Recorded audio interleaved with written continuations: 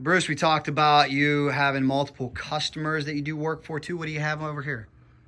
This is 75 900. If you look at the license plate, it's been sitting since 1995. Let's take a look. It's actually a beautiful showpiece motorcycle, and it has some leaky gaskets, and I'm rebuilding the top end on it. You're seeing a lot of these old bikes come in, and there's just simply not many places to go. We talk about how a lot of dealers won't work on bikes more than 10 years old. Right. Are you seeing an increased demand of guys coming to you, Bruce, help me restore this bike? There is. I got a lot of people want me to do them, and they know I can do it and do it right. I just, I retired in December, and I just taken in what I can do, when I can get it done, and we'll get them done eventually. Well, I think that's what's difficult is not only are these bikes drying up, but the people that really know how to work on them and work on them well are slowing down as well. Bruce can do it, but as Bruce just said, you're only one man. When you take in a bike like this that, as you said, hasn't been on the road since 1995, albeit this one in pretty good shape, what's the hardest part of bringing them back to life? Well, parts are available. Everything's available for them. The carburetors, this had old round slide 33 Makunis on it. I cleaned them all out and they're ready to go. All I got to do is get the bolt gaskets on them and they're done. But I did a valve job on it and put new seals and springs in it, new rings in it. And so they get the cylinder back from the machine shop, it'll be ready to go together. Very cool. How often do you get to get out and ride this Z1R? Well, I can ride it every couple of weeks. A buddy of mine does all our vapor blasting.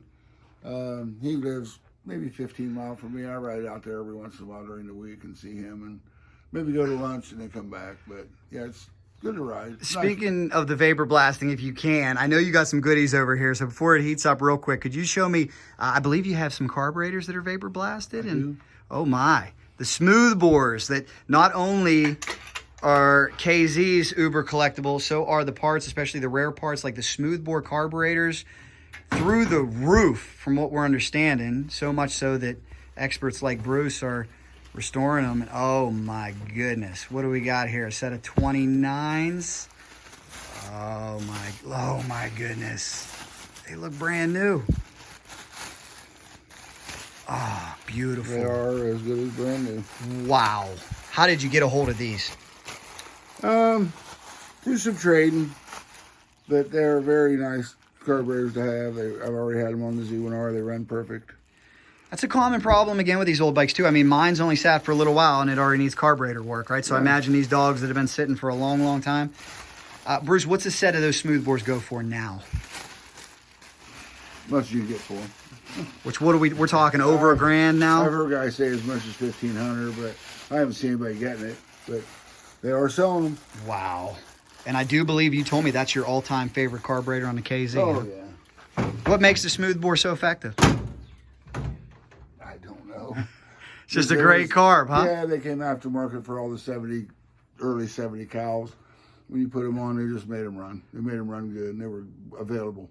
You want to trade some Mikuni flat slides for? No. No, I understand that. No. Well, very cool, Bruce. Taking a look at your vast collection up here, all the memories, all the wins. Who would you say was your all-time toughest opponent? Oh, it had to be Mike Konopacki. There was a lot of them, though. It wasn't just one guy. You had guys from out of town that I raced every week, every race someplace. But Colson, Mark Colson, Mike Colson, just made it worthwhile going to the races and winning. And the memories in here are absolutely precious. We all have loved living through the glory days. If you weren't a part of motorcycle drag racing, we'll see what Bruce's opinion is. I believe it peaked around the late 90s, 2000, AMA Pro Star, just red hot. We talked about those Gainesville races, 800, not 800 entries, 800 motorcycles, all the factories.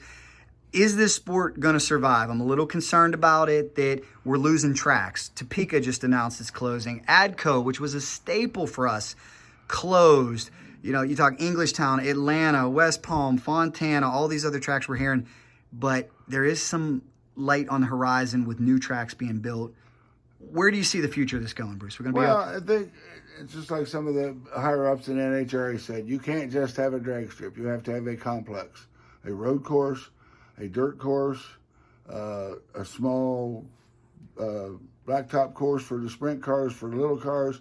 Keep the track busy, 50 weeks a year, 40 weeks a year. Now these drag strips are open 14 weeks a year, and it's not enough to make money to keep them open. So they need to keep them running, and it needs a complex. Well, you have done well, my friend. Final thing, because it's hot in Ohio, last question for you here is, what's the best life advice you could offer to a young man getting started in this sport, getting started with motorcycles out there? What I would suggest, if you're going to do it, be in it for the long run. If you're going to do it in the long run, you got to do it right, and that's buy the best parts and do it right, and that saves you time and energy down the road. Always stick with it. I like it. Yeah, man. and my line is, growing old is guaranteed. Growing up is optional. Absolutely love it. I'm not going anywhere yet. I love it.